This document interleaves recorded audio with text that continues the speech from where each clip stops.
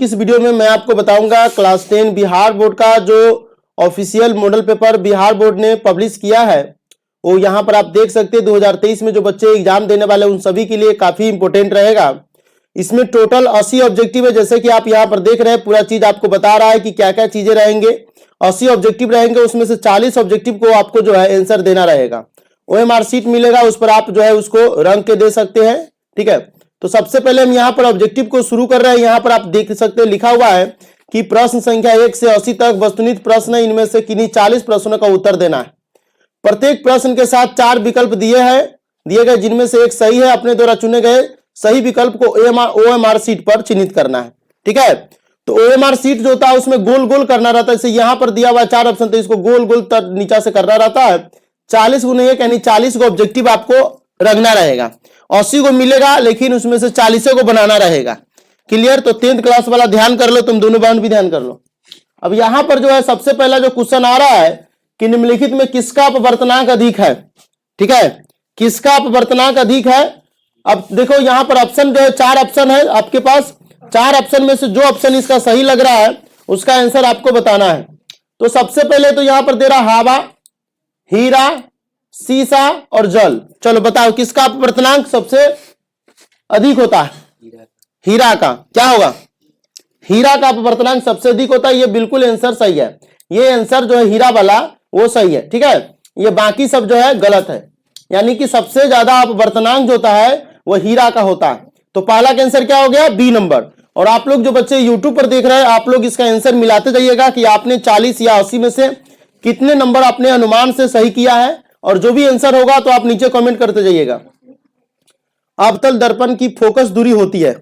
अवतल दर्पण की फोकस दूरी क्या होती है? धनात्मक, ऋणात्मक, धनात्मक और शून्य, या कभी ऋणात्मक कभी धनात्मक। क्या होगा आप बताओ?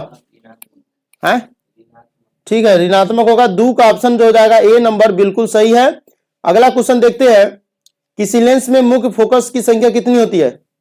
किसी भी लेंस में 1 2 3 4 कितना होगा? 3 का हो जाएगा तो बड़ा 2 सही है बिल्कुल। चलिए, किसी लेंस में मुख्य फोकस की जो संख्या होती है वो 2 होती है। दाढ़ी बनाने में कौन सा दर्पण पर उपयुक्त होता है? चलो ऑप्शन यहां पर है उत्तल, अवतल, समतल, इनमें से कोई नहीं। दाढ़ी बनाने में अवतल दर्पण, दाढ़ी बनाने में अवतल दर्पण।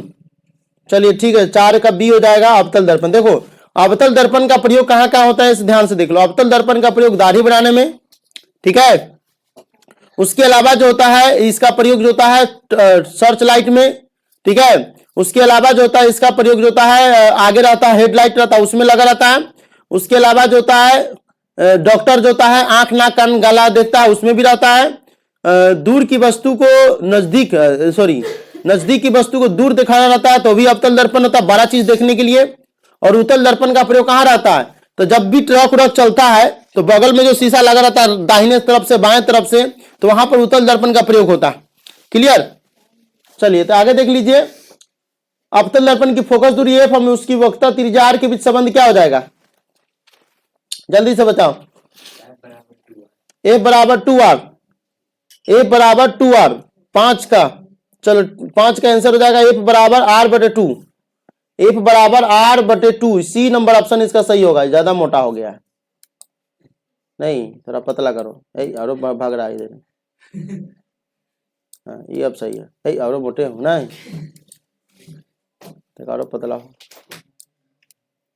अच्छा ठीक है, तो एफ बराबर r/2 होता है। अवतल दर्पण की फोकस दूरी एवं उसकी वक्रता त्रिज्या आर के भी संबंध क्या हो जाएगा?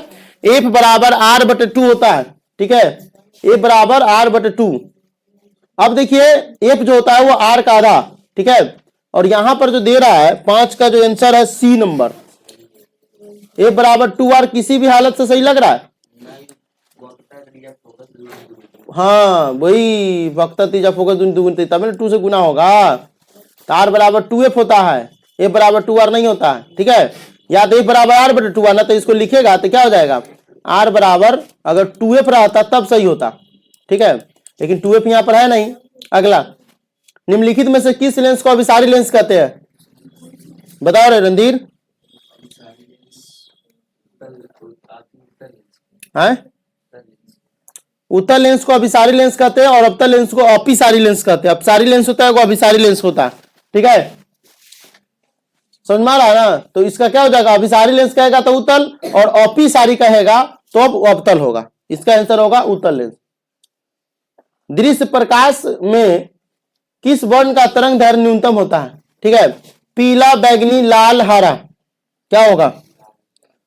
नहीं नहीं नहीं, बैगनी होगा। 7 का बी हो जाएगा आंसर, बैगनी।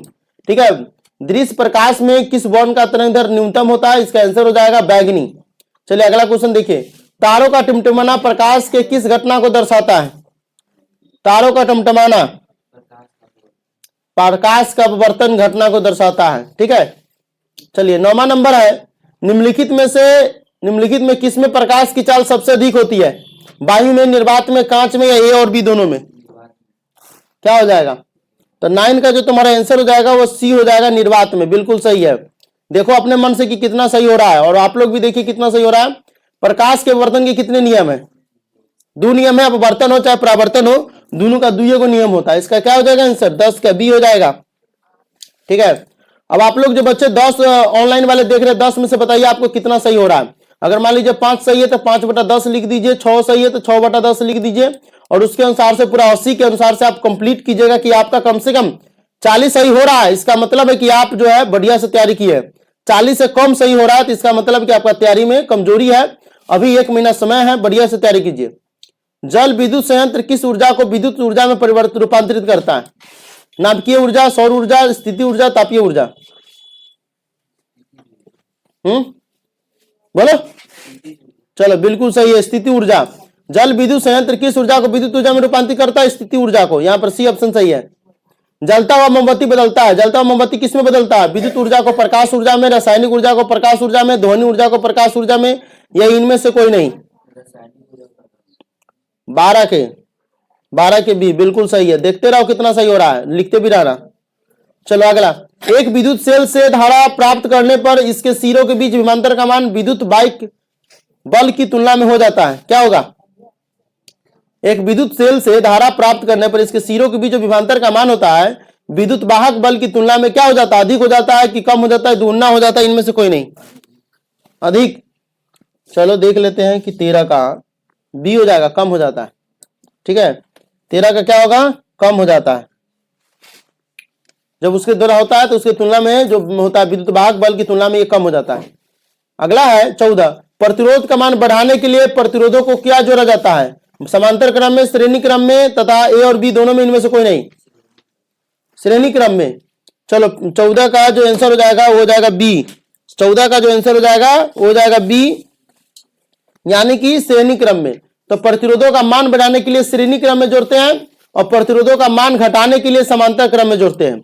मान घटाने के लिए समांतर क्रम में और मान बढ़ाने के लिए श्रेणी क्रम में। ठीक है, समांतर जानते हो ना कि पैरेलल होता है, क्लियर? और ये श्रेणी क्रम है तो 1 2 3 4 इस तरह से जाएगा।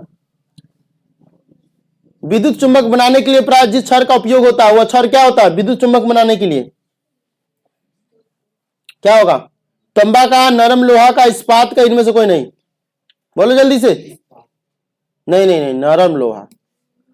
नरम लोहा विद्युत चुंबक बनाने के लिए प्राय जिस क्षर का उपयोग होता है विद्युत चुंबक बनाने के लिए वो जो होता है नरम लोहा होता है। ठीक है, चलिए कोई बात नहीं, गलती हो रहा है, कम से कम 40 सही होना चाहिए, 80 में से 40 सही होना चाहिए। उच्चतर ताप पर कौन सी प्रक्रिया पूरी की जाती है? नाभिकीय विखंडन, नाभिकीय संलयन, दोनों, या इनमें से कोई नहीं? क्या हो जाएगा इसमें? जो उच्चतर ताप पर कौन सी प्रक्रिया पूरी की जाती है? तो इसका आंसर जो तुम्हारा हो जाएगा वो हो जाएगा दोनों, ए और बी, यानी नाभिकीय विखंडन भी होता है, नाभिकीय संलयन भी होता है। चलो अगला, सौर ऊर्जा को सीधे विद्युत में बदलने वाली युक्ति है। सौर ऊर्जा को सीधे विद्युत में बदलने वाली युक्ति क्या कहलाती है? सौर कुकर, सौर सेल, दोनों, या इनमें से कोई नहीं? सौर सेल बिल्कुल सही है, सौर सेल। सौर ऊर्जा को सीधे विद्युत में बदलने की वाली युक्ति होती है सौर सेल। पवन विद्युत जनित्र में पवन की चाल कम से कम कितनी होनी चाहिए? पवन विद्युत जनित्र जो होता है उसमें पवन की चाल कम से कम कितनी होनी चाहिए? ये पवन कुल्फी वाला के नहीं, यहाँ पवन मतलब हवा होता है। क्या होगा? 18 की डी होगा, इनमें से कोई नहीं। उसके लिए कम से कम होना चाहिए 15 किलोमीटर, लेकिन इसमें है नहीं।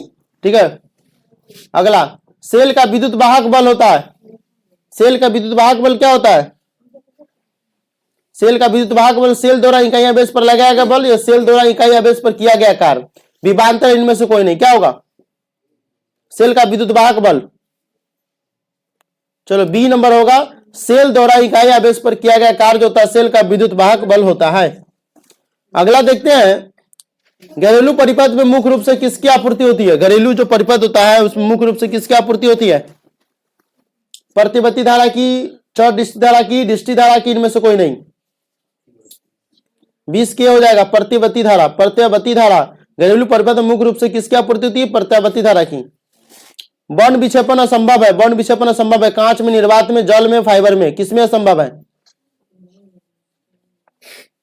वर्ण विक्षेप जो होता है वो असंभव होता है निर्वात में, बाकी सब में संभव है, निर्वात में असंभव है। कांच में भी संभव है, जल में संभव है, फाइबर में संभव, निर्वात में इसका नहीं संभव है। बी नंबर ऑप्शन होगा इसका।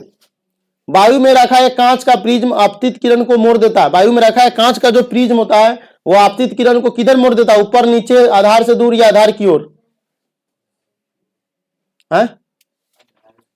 आधार से दूर मोड़ता है, आधार की ओर नहीं, आधार से दूर मोड़ देता है। ठीक है, चलो अगला देख लेते हैं।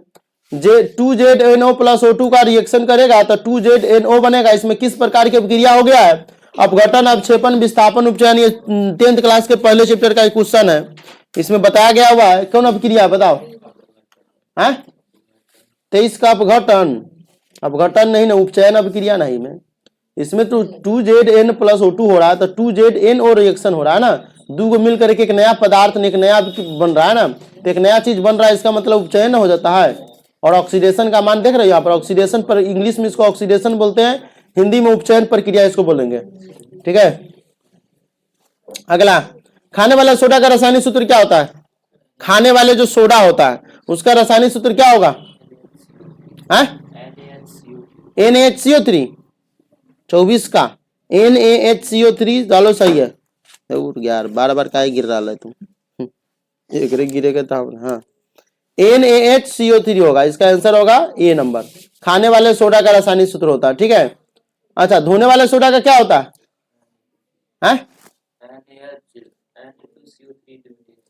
ठीक है, चलो अगला देखो, कमरे का ताप पर द्रव अवस्था में रहने वाली धातु है, क्या हो जाएगा? तांबा, पारा, सोडियम, लोहा। सोडियम 25 का हो जाएगा तुम्हारा पारा। द्रव अवस्था में कई बार पढ़ाया गया पारा के बारे में। कमरे के ताप पर द्रव अवस्था में रहने वाली धातु पारा। ऐसी कौन सी धातु है जो कमरे के ताप पर द्रव अवस्था में रहती है? तो पारा होता है। कई बार क्वेश्चन ऑब्जेक्टिव में तोरे में तो याद करवाए हुए हैं, पारा होगा, इसका आंसर होगा पारा जो होता है। ठीक है, इसको बोलते हैं इंग्लिश में मरकरी, जो कमरे के ताप पर लिक्विड फॉर्म में रहता है। ठीक है, it is the form of liquid in room temperature.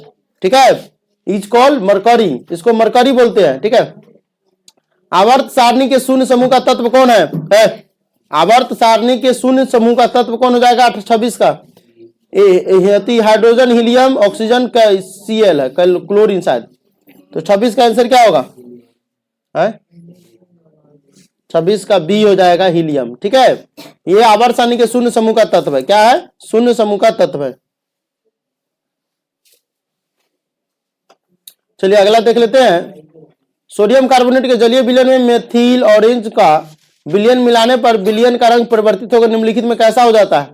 Sodium carbonate के जलीय विलयन में मेथिल ऑरेंज का विलयन मिलाने पर विलयन का रंग परिवर्तित होकर निम्नलिखित में कैसा हो जाता है?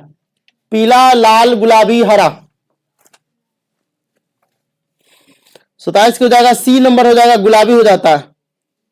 अगला, ग्लोबल वार्मिंग के लिए उत्तरदायी गैस निम्नलिखित में कौन है? ग्लोबल वार्मिंग के लिए कौन कौन गैस उत्तरदायी होता है?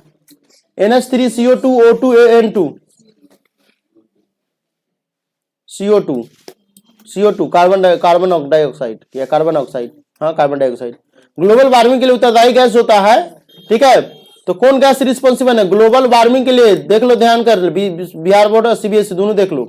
ग्लोबल वार्मिंग के लिए कौन गैस होता है उत्तरदायी? CO2, कार्बन डाइऑक्साइड इसको बोलते हैं। CO2 सबसे ज्यादा उत्तरदायी होता है। It is the responsible for global warming. ठीक है, अगला, गंधक की परमाणु संख्या क्या है? गंधक, एटॉमिक नंबर ऑफ सल्फर, गंधक को इंग्लिश में बोलते हैं सल्फर। सल्फर की परमाणु संख्या क्या है? 16, सही बोला। सल्फर की परमाणु संख्या 16 है, इसका आंसर डी होगा। अगला देख लीजिए, अम्ल का जलीय विलयन विद्युत का संचालन करता है, क्योंकि अम्ल जल में क्या करता है? आयनित होता है, अविलेय होता है, विलेय होता है। क्या होगा? अम्ल का जलीय विलयन विद्युत का संचालन करता है, क्योंकि अम्ल जो होता है जल में क्या करता है? 30 के आयनित ना होता है, आयोनाइज्ड हो जाता है। विलय कैसे हो जाएगा? सबसे पहले तो मिल जाता है, ठीक है, और मिलता भी है तो एक अलग प्रकार का। बैठ ना, कहां जाना है तुमको? अगला, अधिकतर धातुओं के ऑक्साइड होते हैं। अधिकतर धातु जो होता है उसके ऑक्साइड कैसा होता है? क्षारीय, अम्लीय, उदासीन, इनमें से कोई नहीं। चलो 31 का क्या होगा तुम लोग बताओ तो? क्षारीय। चलिए क्षारीय सही है। अधिकतर धातु का ऑक्साइड जो होता है वो क्षारीय होता है। सोने में निम्नलिखित में कौन सी धातु मिलाकर मिश्र धातु तैयार किया जाता है? सोना जो होता है वो फूल 24 कैरेट का अगर कोई चीज बनाएगा तो जल्दी टूट जाएगा। जैसे हमारा 24 कैरेट के दे दिया है हमारे ससुरी, हम उस दिन स्कूल में बच्चे सबको बता रहे तो बच्चे सबके सामने टूट गया, ठीक है। तो 24 कैरेट का सोना जो होता है बहुत ही मतलब नरम होता है, एक तरह समझो, नरम मतलब हार्ड होता है, जल्दी टूट जाएगा, ठीक है। थोड़ा सा इसको चेंज करेंगे, लप जाएगा। अगर सोना ओरिजिनल होगा तो सोना को लिभाएगा तो लिभ जाएगा, ठीक है। और जो सोना ओरिजिनल नहीं होगा वो नहीं लिभेगा। तो उसमें मिश्र धातु तैयार किया जाता है, कौन सा? 32 का आंसर क्या होगा? कॉपर होता है। कॉपर को उसमें मिला करके तब मिश्र धातु तैयार किया जाता है, तब सोना का गहना बढ़िया होता है। और शुद्ध सोना का गहना कभी भी पहनना भी नहीं चाहिए, बेकार होता है, टूट जाएगा जल्दी है। भले बिकाने के लिए बिका जाएगा लेकिन टूट जाता, ठीक है। उठे तार जल्दी हो जाएगा, है कि नहीं। अगला देख लो, NaCl AgNO3 रिएक्शन करेगा तो AgCl प्लस NaNO3 निम्नलिखित में किस प्रकार की अभिक्रिया है? द्विविस्थापन, सी नंबर। चलो ठीक है, द्विविस्थापन, इसका क्या हो जाएगा? द्विविस्थापन अभिक्रिया हो जाएगा। अगला देखो, सिलिकॉन है, एक धातु, एक अधातु, एक उपधातु, इनमें से कोई नहीं, एक उपधातु होगा, ठीक है। वे तत्व जिनके बाहरी सेल पूर्ण भरे होते हैं कहलाते हैं। वे तत्व जिनके बाहरी सेल पूरा भरा रहता है वो क्या कहलाता है? संक्रमण तत्व, हैलोजन तत्व, क्षारीय मृदा, ये उत्कृष्ट गैस, ये हो जाएगा उत्कृष्ट गैस है, ठीक है। नोबल गैसेस होता है, इंग्लिश में ध्यान रखो, नोबल गैस होता है जिसका बाहरी जो होता है आउटर सेल जो होता है कंप्लीटली फिल्ड रहता है, ठीक है। Noble gas which is outer shell is completely full, ठीक है। खरिया का रासायनिक सूत्र क्या होता है? खरिया जानते हो? खरिया को इंग्लिश बोलते हैं चौक। चौक का रासायनिक सूत्र, खरिया आप नहीं समझ में आ रहा था, चौक जानते हो ना? चौक का रासायनिक सूत्र क्या होता है? 4 ऑप्शन दिया हुआ है, ABCD दिया हुआ है। चलो 36 का आंसर क्या होगा? डी नंबर, CaCO3, CaCO3 हो जाएगा। चलिए 37, निम्नांकित में कौन सबसे अधिक अम्लीय ऑक्साइड है? 37 में देखो, SO2 हो जाएगा सबसे अधिक, ठीक है, सल्फर डाइऑक्साइड, यही ना। निम्नलिखित में कौन एल्काइन है? एल्काइन जान रहे हो? CH4 C2H2 C2H4 C2H6। Alkyne श्रेणी का कौन तत्व है? एल्काइन कौन है इसमें? C2H4 होता है, C2H4 एल्काइन होता है, एल्काइन, ठीक है। चलो अगला, CH3O C2H5 का IUPAC नाम क्या होता है? नाम देखो, CH3O C2H5 का IUPAC नेम, ये एगो ऑब्जेक्टिव तो हर साल पूछता है। और बिहार बोर्ड का दावा है कि 80 में से कम जो है 16 का ऑब्जेक्टिव बिहार बोर्ड इसमें से पूछेगा। ये बिहार बोर्ड का ऑफिशियल मॉडल पेपर है, बिहार बोर्ड ने पब्लिश किया अपने वेबसाइट पर। इसका दावा है कि बिहार बोर्ड इसमें से कम 16 का ऑब्जेक्टिव एग्जाम में रखेगा, 16 का ऑब्जेक्टिव, और यानी 20% ऑब्जेक्टिव इसका रहेगा। तो क्या होगा इसका? 39 का, बोलो जल्दी से। बी नंबर, हाँ, ethyl methyl ether, ethyl methyl ether, देख रहे C2H5 है, एथिल मेथिल ईथर। चलो अगला, निम्नलिखित में कौन यौगिक ईंधन के रूप में इस्तेमाल किया जाता है? ईंधन के रूप में कौन होता है? ईंधन मतलब जलावन के लिए, हाँ? एथेनॉल, प्रोपेनॉल थोड़ी होता है। कौन यौगिक ईंधन के रूप में इस्तेमाल किया जाता है? एथेनॉल होता है। एथेनॉल जो होता है ईंधन के रूप में, इंग्लिश में देखो, जो होता है used as fuel. Which of the following compound can be used as fuel? इसका इंग्लिश में क्या हो जाएगा? इथेनॉल। फ्यूल के रूप में जो होता है, ईंधन के रूप में किसका प्रयोग किया जाता है? ईंधन के रूप में जलाने के लिए खाना वाना बनाते हो, एलपीजी गैस में रहता है, लिक्विड पेट्रोलियम गैस रहता है ना, उसमें ईंधन के रूप में कौन होता है? वो होता है इथेनॉल। इथेनॉल का प्रयोग किया जाता है, पेट्रोल में भी मिला रहता है। ठीक है। Sodium dry oxide, dry hydroxide zinc से अभिक्रिया करके निम्नलिखित में कौन सा उत्पाद बनाता है? Which of the following product are formed when sodium hydroxide react with zinc? क्या होगा? सोडियम हाइड्रोक्साइड जब जिंक के साथ रिएक्शन करेगा तो क्या बनाएगा? सोडियम हाइड्रोक्साइड जब जिंक के साथ रिएक्शन करेगा तो Na2ZN2 प्लस में H2 बनाएगा। ठीक है, सोडियम हाइड्रोक्साइड है। ठीक है, तो इसी तरीके से जेड जिंक के साथ रिएक्शन करेगा, सोडियम हाइड्रोक्साइड को क्या बोलते हैं? NaOH। सोडियम हाइड्रोक्साइड NaOH होता है।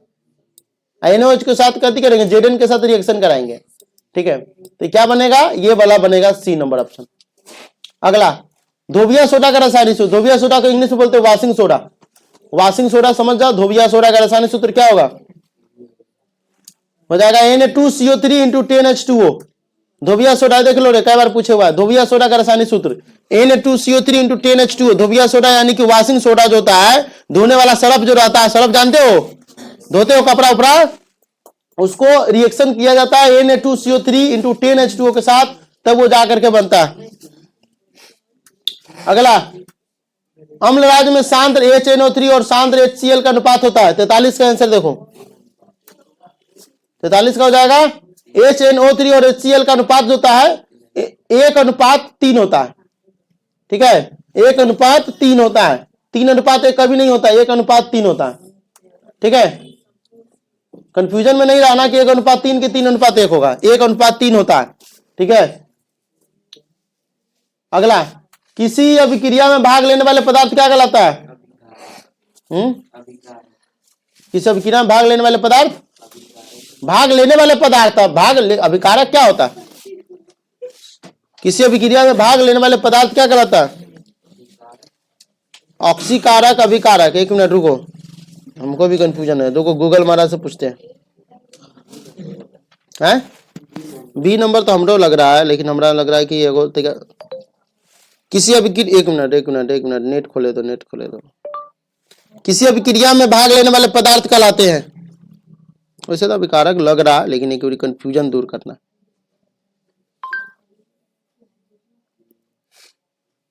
ठीक है, अभिकारक, इसका क्या होगा? अभिकारक।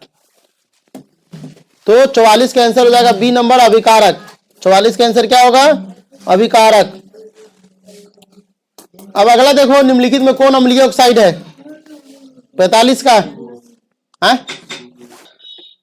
तुम गधा है, बैठो अंदर। सत्यम की छुट्टी नहीं, मारेंगे जूता से ससुरे हमसे। तो अम्लीय ऑक्साइड देखो क्या होगा? 45 का आंसर SO2। क्या होगा? SO2। निम्नलिखित में कौन सा पदार्थ का जलीय घोल लाल लिटमस पत्र को नीला कर देता है? देखो, कौन सा पदार्थ है जो जलीय घोल लाल लिटमस पत्र को नीला कर देता है? अम्ल, क्षार, अम्ल एवं क्षार दोनों, इनमें से कोई नहीं है। चलो 46 का आंसर देख लेते हैं, बी हो जाना चाहिए, क्षार। निम्नलिखित में कौन सा पदार्थ जलीय घोल लाल लिटमस पत्र को नीला कर देता है? अम्ल करेगा कि क्षार करेगा? क्षार ना होगा, जलीय घोल ना है। जलीय घोल को लाल लिटमस पत्र को नीला करना है, नीला को लाल थोड़ी करना है, लाल को नीला करना है, तो क्षार करेगा। ठीक है।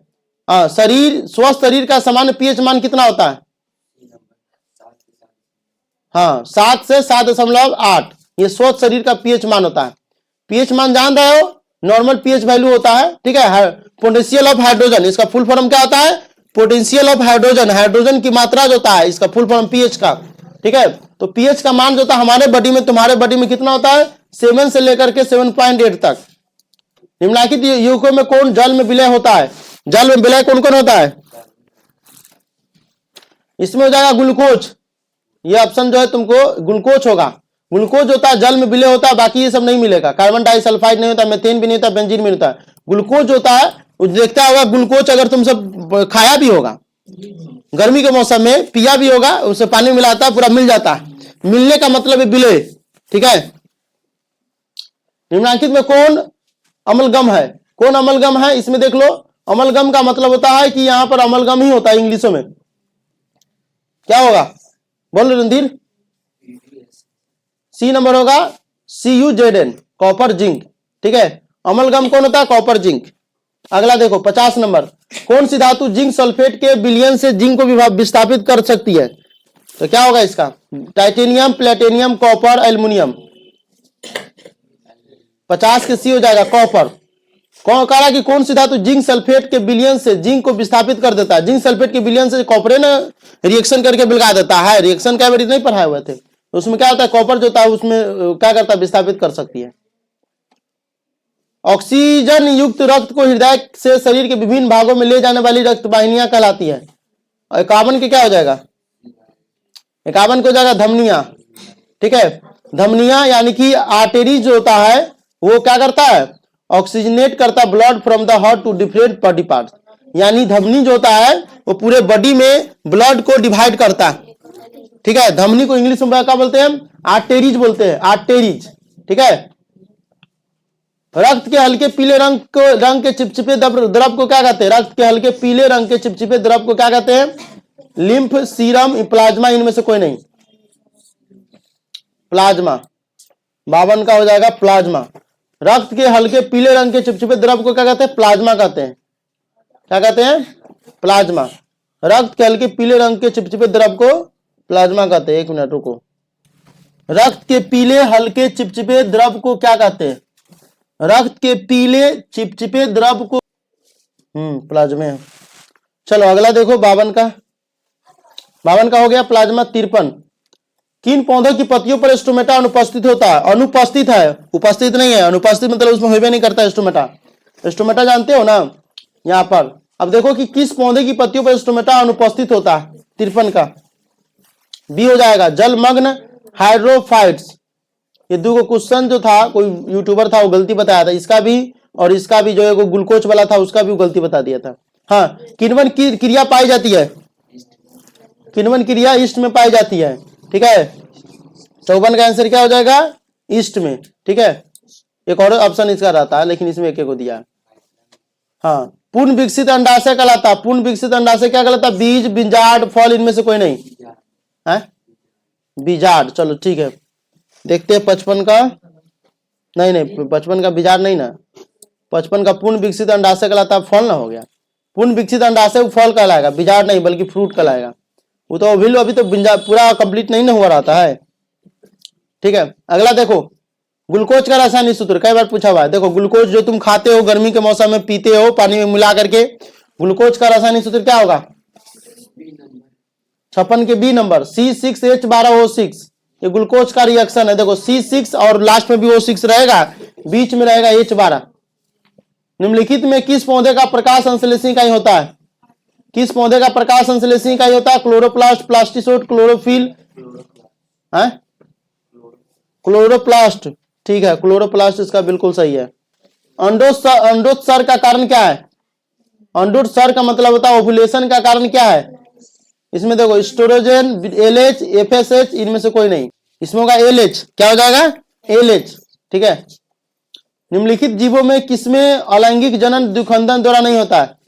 पूर्ण विकसित अंडाशय बीजांड कहलाता है। एक मिनट 55 का, तो इसमें तो फल दे रहा है। 1 मिनट को, पूर्ण विकसित अंडाशय। 1 मिनट को, पूर्ण विकसित अंडाशय क्या कहलाता है?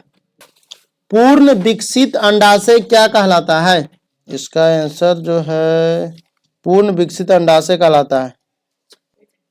बुक में दिया हुआ है तब उसी में कर देते थे। चलो तो इसको करो बीजांडे में करो, तब फल को हटाओ। ठीक है, इसको गलती कर दो तब।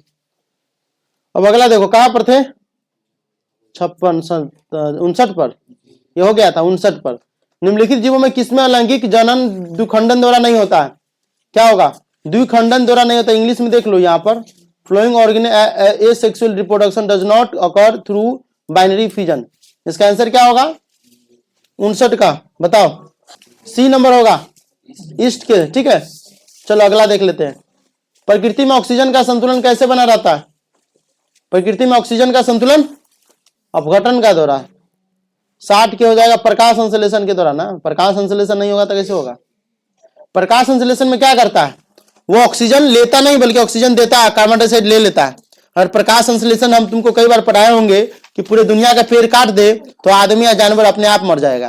खाली पूरे दुनिया का पेड़ को काट दो, आदमी या जानवर अपने आप मर जाएगा, क्योंकि आदमी और जानवर को चाहिए ऑक्सीजन, और ऑक्सीजन देता कौन है? तो पेड़ पौधा, बस अपने मर जाएगा वो।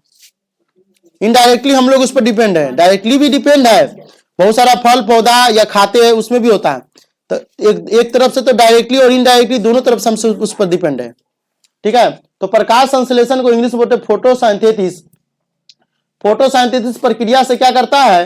ये बैलेंस रहता है ऑक्सीजन का, मेंटेन इन नेचर, नेचर में ही क्या करता है? पूरा बैलेंस रहता है ऑक्सीजन का। ठीक है, इंग्लिश में फोटोसिंथेसिस, हिंदी में प्रकाश संश्लेषण। प्रकाश संश्लेषण की प्रक्रिया याद रखना। भोजन के पाचन में निम्नलिखित में किस रस की भूमिका होती है?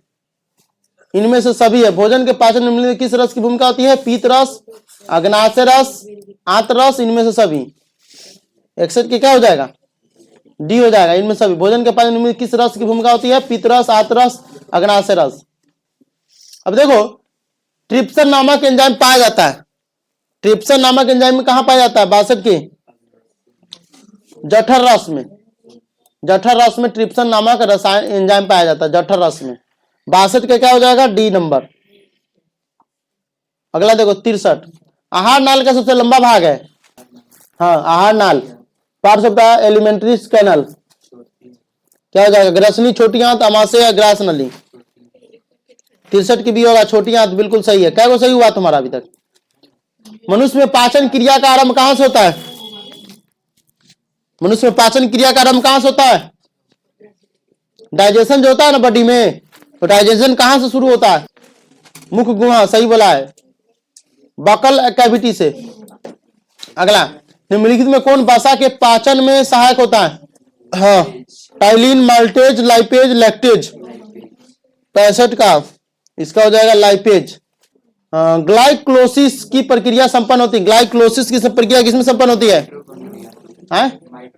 माइटोकॉन्ड्रिया में। 66 के आंसर हो जाएगा तुम्हारा, बी नंबर दे रहा है। ग्लाइकोलाइसिस की प्रक्रिया संपन्न होती है किसमें? तुम्हारा माइटोकॉन्ड्रिया। खोजो खोजो खोजो, बुक में होगा था। कंफ्यूजन नहीं, गलती नहीं, लेट लगे तो लगे। 66 का आंसर इसमें दे रहा है हमारे अनुसार से भी बी दे रहा है, लेकिन माइटोकॉन्ड्रिया ग्लाइकोलाइसिस की प्रक्रिया ना है। 66 का तुम्हारा हो जाएगा कोशिका द्रव है। तो मगत मिला। हेलो गूगल, ग्लाइकोलाइसिस की प्रक्रिया संपन्न होती है कोशिका द्रव, सही तो दे रहा है, कोशिका द्रव है। ग्लाइकोलाइसिस की प्रक्रिया कोशिका द्रव दे रहा है, तब ये बी नंबर सही है बिल्कुल। चलो अगला, ओजोन परत है। ओजोन परत किसमें है? हाँ, ओजोन परत है 67 के। देखो तो हानिकारक, लाभदायक, उच्चता पर, इनमें से कोई नहीं। ओजोन परत क्या होता है? ओजोन परत 67 का सी नंबर होता है। ओजोन परत लाभदायक ना है। ओजोन परत अगर नहीं रहेगा तो सूर्य के प्रकाश इतना ज्यादा तीव्र है कि हम लोग को जला देगा। ओजोन परत है, ओजोन लेयर है, वो क्या करता है? हम लोग को बचाया हुआ है। ओजोन लेयर के कारण सूर्य के प्रकाश होता है वो मीडियम में आता है, नहीं तो सूर्य का प्रकाश इतना तीव्र है, ओजोन परत हटते हम लोग जल जाएंगे। इधर छत का घर देख रहे हो, सब जल जाएगा। वो इसीलिए क्या होता है? लाभदायी है। निम्नलिखित में कौन फूल में नर प्रजनन अंग है? नर प्रजनन अंग कौन है? मेल रिप्रोडक्टिव ऑर्गेन हो जाएगा पुंकेसर, बिल्कुल सही है पुंकेसर। 40 को सही हुआ कि नहीं तुम्हारा? हाँ, तो 40 को ही सही करना है। पौधे में श्वसन क्रिया के अंतर्गत एटीपी के टूटने से कितनी ऊर्जा मुक्त होती है? पौधे में, ठीक है, एटीपी के टूटने से कितनी ऊर्जा मुक्त होती है श्वसन क्रिया के अंतर्गत?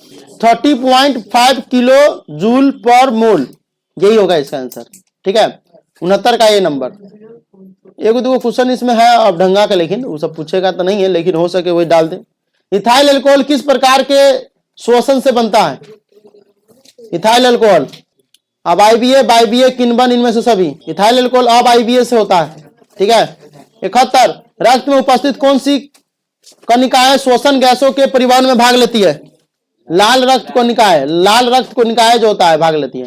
पादप अपशिष्ट जमा होते हैं इनमें से सभी में, पत्तियों में, छाल में, कोशिका रिक्तिकाओं में, इनमें से सभी में पादप अपशिष्ट जमा होता है, इन सभी में।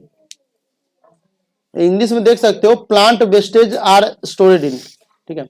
मनुष्य के आहार नाल का कौन सा भाग किसी एंजाइम को स्रावित नहीं करता है? मुंह, ग्रास नली, अमाशय, इनमें से सभी। 73 का ग्रास नली, बिल्कुल सही है, ग्रास नली।